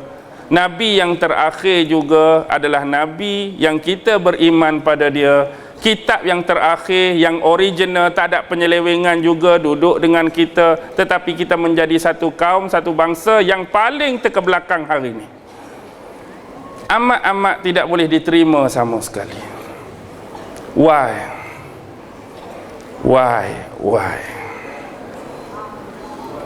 Apa dia? Faham tak maksudnya? Ada sesuatu kekurangan dan kelemahan yang kita tertinggal dan terabai. Yang ketiga, selain daripada kita nak jadikan dia gagasan the way of life dan rahmatan lil alamin, kita nak memperkemahkan lagi hubungan antara manusia dengan Allah tu sendiri. Sebab tamadun yang tanpa ada konteks ketuhanan, tamadun tu tak akan bertahan lama. Tamadun kena ada hubungan dengan konteks ketuhanan. Dalam konteks ketuhanan, kita ada hak kita sebagai hamba terhadap Allah, dan Allah juga ada hak dia sebagai Tuhan terhadap hamba. Dua-dua kena sejalan. Tu yang ketiga. Yang keempat, selain daripada hablum minallah, kita juga ada hablum minan nas, hubungan sesama manusia. Dan Islam mengajar tentang kebaikan, tentang keamanan, tentang peaceful. Islam sama sekali menolak unsur-unsur apa dia? Keganasan, radikal, teroris, diskriminasi, memanipulasi kudrat manusia, membunuh dan menzalimi etnik dan bangsa lain. Islam tak suka dan Islam tak sarankan pun untuk kita buat benda-benda tu. Dan yang terakhir, hubungan kita dengan alam sekitar. Islam dia jaga semua, termasuk adab dengan Allah sampailah adab dengan alam sekitar, adab dengan haiwan Rasulullah ajak, adab dengan pokok-pokok dan tumbuhan Rasulullah ajak, adab dengan alam sekitar Rasulullah ajak. Islam tak pernah mengecualikan dan mengabaikan pun konteks adab, etika dan akhlak dia dalam semua tempat dan keadaan. Tu matlamat dan tujuan. Apa dia ciri-ciri khusus? Ciri-ciri khusus tamadun Islam ada 5. Nombor 1, Rabbaniyah. Apa dia Rabbaniyah? Rabbani, bukan kumpulan Rabbani. Rabbaniyah bermaksud berunsurkan ketuhanan. Otomatik tamadun tu teras dia apa? Kepercayaan kepada Tuhan. Satu. Yang kedua, bila percaya pada Tuhan, dia akan terkait dengan apa? Sumber dia mesti berpaksikan kepada sumber wahyu di samping sumber akli. Bila kita percaya pada Allah, peraturan yang kita nak guna juga mesti datang daripada konteks yang sama. Apa dia konteks wahyu Allah, Al-Quran, firman Allah, kalam Allah, itulah yang kita nak guna, nak terap dalam sistem ketamadunan dan peradaban Islam. Nombor 1, sifat dia Rabbani. Yang kedua, universal. Apa maksud universal? Global. Maksudnya, ketamadunan dan peradaban ini bukan eksklusif milik bangsa dan kaum tertentu. Dia adalah milik semua selama mana dia bergelar seorang Muslim. Tamadun bukan eksklusif untuk bangsa Arab. Tamadun tak eksklusif untuk bangsa Melayu. Tamadun tak eksklusif untuk India, Cina dan apa bangsa sekalipun. Tamadun ni jadi eksklusif untuk semua bangsa selagi mana dia bergelar seorang Muslim. Dia ada hak sepenuhnya dalam ketamadunan dan peradaban Islam. Yang ketiga, dia bersifat syumul. Apa dia syumul? Sempurna, komprehensif. Maksudnya daripada kepercayaan, daripada akidah, sebab nilai-nilai ni bila kita sebut, ada tamadun aspek material tanpa aspek rohani. Tamadun Islam ada material, ada rohani. Bila aspek rohani dia ada nilai. Ada nilai kepercayaan, ada nilai pendidikan, ada nilai alam sekitar, ada nilai kekeluargaan, ada nilai kepimpinan dan nilai-nilai yang lain. Ini kita nak tekan. Yang ketiga, syumul, sempurna, komprehensif. Yang keempat, tetap dan anjal. Kenapa tetap dan anjal? Tetap, Islam itu tetap tujuan dan matlamatnya dalam pembinaan manusia, tetapi dia anjal dalam konteks kaedah dan pelaksanaan. Tujuan tetap sama. Agama ni nak menjadikan manusia jadi baik, jadi soleh. Tetapi cara nak menjadikan manusia baik dan soleh terbuka. Apa dia maksud anjal? Bahasa moden. Anjal tu agak kuno sikit pengistilahan ni. Flexible. Yes. Macam chewing gum. Anda nak kunyah kok mana pun go on. Maksudnya kalau kita hari ini nak berdakwah, tujuan kita nak memalingkan manusia kepada Allah. Konteks dakwah, kaedah dakwah, cara dakwah terbuka untuk anda. Ini fleksibel dan kenyal. Islam tu mudah ke susah tuan-tuan? Betulnya. Mudah. Jadi konteks Islam ni bila dia terlampau luas, sempitkan sikit. Bila terlampau sempit, luaskan. Saya nak bagi satu contoh. Dulu di sekolah, guru besar minta kita turun, guru-guru pendidikan Islam, hak ustaz-ustazah ni lah. Sebelum budak-budak ni makan, ustaz duduk kat meja depan, baca doa ramai-ramai, baru kita mula makan. Jadi budak beli makanan, duduk kat meja ramai-ramai, okey ustaz duduk kat depan. Okey murid-murid kita berdoa makan. Allahumma barik lana fima razaqtana wa qina azabannar. Amin. Makan. Duduk 2 hari, mai seorang parent. Ustaz, ya. Saya tak suka ustaz ajak doa makan pada anak saya. Terkejut kita. Pasal apa pula? Maksud saya doa makan yang tidak sunnah. Saya nak doa yang diajar ikut sunnah Nabi. Baik, doa makan ikut sunnah Nabi lagu mana? Baca bismillah atau bismillahirrahmanirrahim. Tak ada Allahumma barik lana. Tak apalah, tak apa. Saya akan buat begitu untuk anak tuan. Bukan anak saya seorang, semualah. Takkan kita semua tak mau ikut sunnah Nabi? Saya pun tanya, salah ke doa Allahumma barik lana? Tak salah, tapi tak sunnah. Baik, saya pun panggil dia. Orang macam ni hak sempit dia jadi lagi sempit. Baiklah, abang saya nak tanya. Abang pernah sekolah kan? Oh, mesti saya sekolah. Baik. Saya sebagai ustaz kat sekolah ni, apa-apa jua event dalam sekolah yang memerlukan bacaan doa, saya kena baca doa. Orang kata, ya, baik. Tahukah abang, persekolahan zaman moden ni ada event nama Hari Kantin, Hari Karnival, Hari PIBG, Hari Merentah Desa, hari macam-macam kepala mak bapak apa, semua ni memerlukan doa. Agak-agak esok saya nak baca doa Hari Karnival Kantin. Saya nak perlu buka hadis mana nak baca doa tentang Hari Karnival Kantin. Tolong bagi tahu kat saya. Allah, Hari Karnival Kantin pula. Carilah dalam kitab hadis doa mana Nabi pernah baca Hari Karnival Kantin. Jumpa tak tuan-tuan? Hari Pengakap, Hari Mesyuarat PABG. Lepas tu doa nak kena baca. Habis? Inilah katanya bila kita tu sempit, perluaskan. Jangan hak sempit kita nak bagi sempit.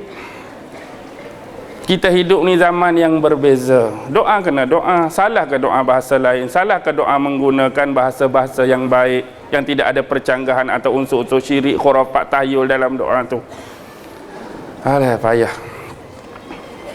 Okey. Tu ialah apa dia kita sebut tadi, ciri-ciri khas. Yang terakhir selain pada tetap dan anjal ialah takammul. Apa dia takammul? Melengkapi. Tuan-tuan, dalam sesebuah tamadun hak besar-besar dulu, pernah dah ada unsur-unsur baru masuk dalam tamadun Islam.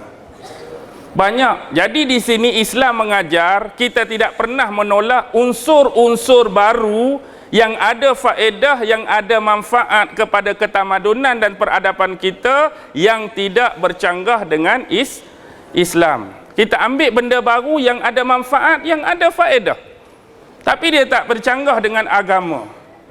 Banyak hari ini, bahkan dulu tamadun Islam guna teknologi-teknologi orang kafir, sains-sains daripada orang kafir, tapi ada manfaat ke tak manfaat? Ada. Ada faedah? Ada. Selama mana dia tidak bercanggah dengan Islam, guna. Dulu zaman Sultan Muhammad Al-Fatih nak serang dinding benteng kota Konstantinopel, siapa yang buat meriam tu? Orang Islam ke orang kafir? Orang Islam. Orang kafir? Sudah. Yang nak kerik tu bukan orang Islam, tapi dia guna kepakaran kawan tu. Payah nak runtuhkan benteng Konstantinopel ni.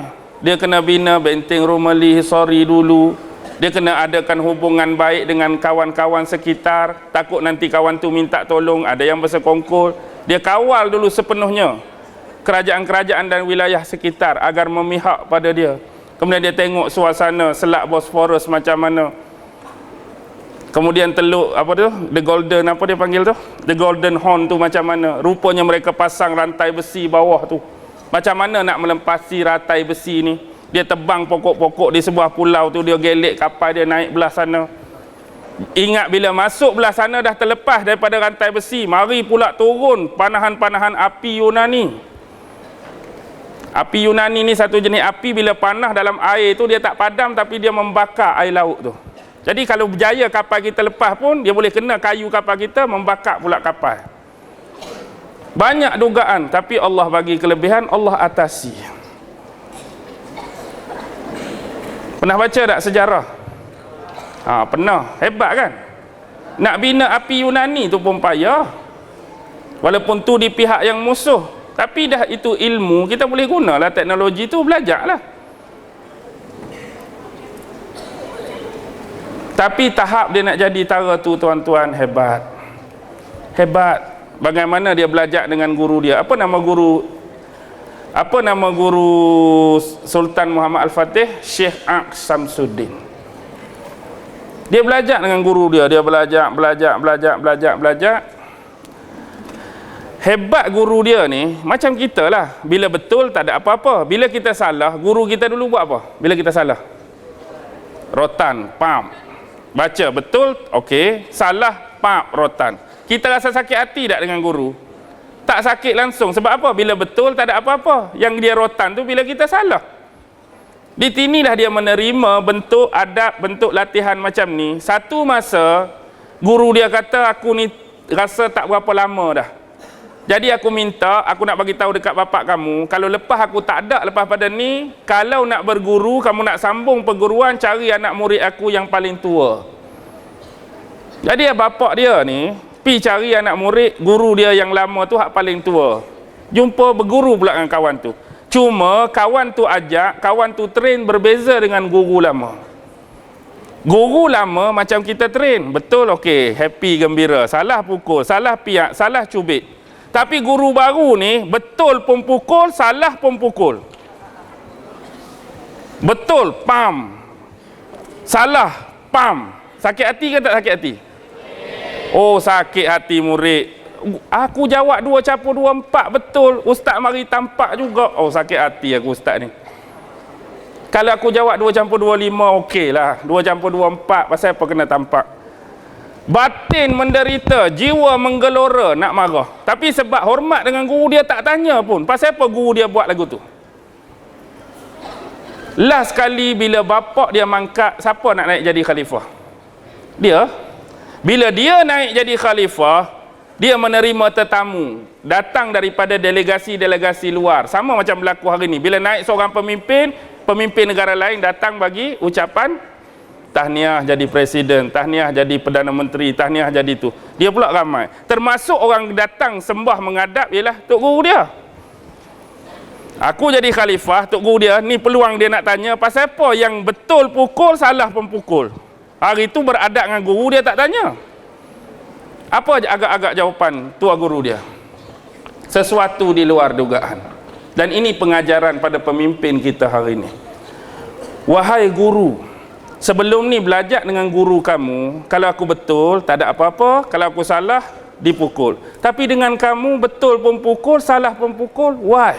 Dia tak jawab lah why, saya why-nya. Dia jawab bahasa dia lah. Dia kata dengar betul-betul. Dan aku pun rasa kamu akan tanya soalan ni bila kamu duduk pada jawatan ni. Ini adalah pengajaran untuk kamu sebagai pemimpin. Dulu, bila kamu jawab betul, aku pukul, kamu rasa sakit hati tak? Oh, sakit hati. Rasa nak marah, rasa nak memberontak, tapi sebab hormat kamu sebagai guru. Begitulah kamu. Hari ini kamu dah jadi seorang khalifah, jadi seorang kepala ketua negara, jadi seorang pemimpin. Jadi jangan lakukan apa yang aku buat kepada rakyat kamu. Rakyat kamu yang bersalah, kamu pukul dan hukum. Rakyat kamu yang tak bersalah pun kamu pukul dan hukum. Apa perasaan mereka?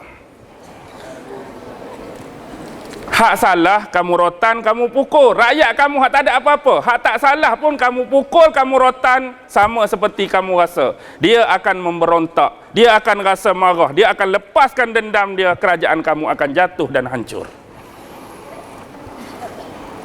Itu pelajaran dia. Dia hadut kena masa belajar, tapi pelajaran dia jangan buat benda ni pada rakyat kamu. Kamu nak hukum orang yang benar bersalah, go on. Tapi jangan buat orang tak ada salah apa pun kamu buat juga. Ni tunggulah bala bila mereka nak marah, bila mereka memberontak, jadi lain cerita. Faham dah hikmat dia? Bermula daripada minggu depan, guru-guru di MRSM boleh buat benda ni. Dan anda kena jangan marah. Boleh tak? Tak puas hatilah ustaz ni. Jangan panggil ustaz ni datang lagi. Sebab dia lebih mempurukkan dan memparahkan keadaan di MRSM kita. Tak saja aja tu. Okey, boleh nampak dah tak? Boleh nampak? Allah, 10 lebih dah. Kalau nak balik sat lagi, kalau nak bagi sampai pukul 12, kena bertolak pukul berapa? Saya nak balik ke Penang, harap-harap sampai di Penang, bayangkan tepat-tepat pukul 12, saya kena bertolak dari sini pukul berapa? Sekarang, nampak sangat menghalau saya. Okey, boleh nampak tak? Sebenarnya, kenapa kita, tak apalah, kita ni di saat-saat terakhir, bila sebut umum ketamadunan, dia akan jadi luas. Kecuali kita akan sub-subkan topik dia, contoh dinasti Umayyah, itu dia akan jadi lagi terperinci, lagi detail, lagi best. Tapi bila sebut umum, kita perlu detailkan dari sudut bahasa, dari sudut istilah, perbandingan tamadun barat dengan tamadun lain, tamadun Islam dengan tamadun tertentu. Kita masuk ni pun secara asas, itulah asas tamadun, basis tadi 5 ni tak boleh tak tinggal. Mana-mana tamadun, asas-asas dia, sumber-sumber dia, matlamat dan tujuan dia, ciri-ciri khas dia, nilai-nilai universal dalam tamadun tu, mana-mana tamadun pun.